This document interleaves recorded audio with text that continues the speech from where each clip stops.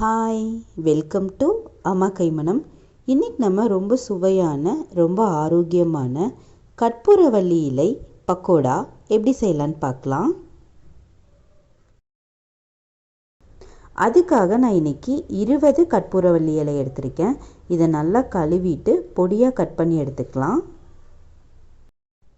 பாருங்கள், இந்த மாதிரி பொடியாக நறுக்கினதும் இதில் 1 கப் கடலை மாவு, கூடவே 1/4 கப் அரிசி மாவு, 1 கப் கடலை மாவுக்கு 1/4 கப் அரிசி மாவு சரியான அளவில் இருக்கும்.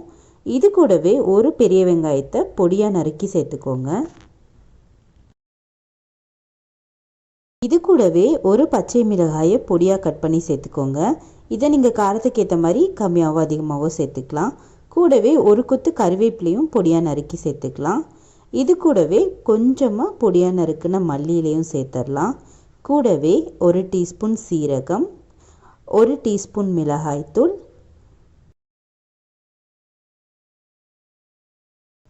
கூடவே பக்கோடாக்கு தேவையான அளவு உப்பையும் சேர்த்துடலாம். சேர்த்துட்டு இது எல்லாத்தையுமே ஒன்றோட ஒன்று நல்லா கலந்து விட்டுருங்க.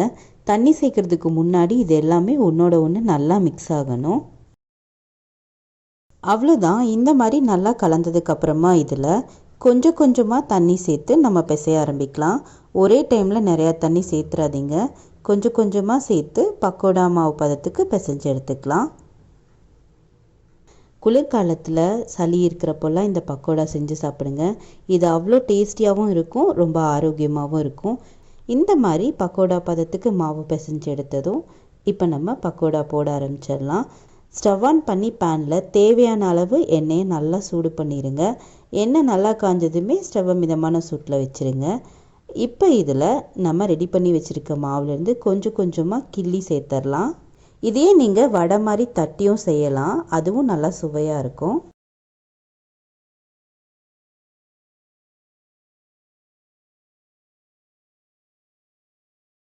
அவ்வளோதான். இதே மாதிரியே எல்லா மாவையும் நம்ம பக்கோடாவாக போட்டுடலாம்.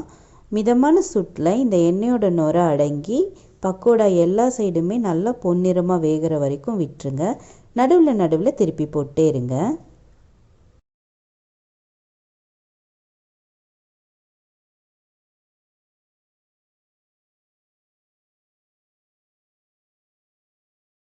பாருங்கள், பக்கோடா இப்போ எல்லா சைடுமே நல்லா பொன்னிறமாக வெந்துருச்சு. இந்த ஸ்டேஜில் ஸ்டவ் ஆஃப் பண்ணிவிட்டு இதை நம்ம எடுத்துடலாம்.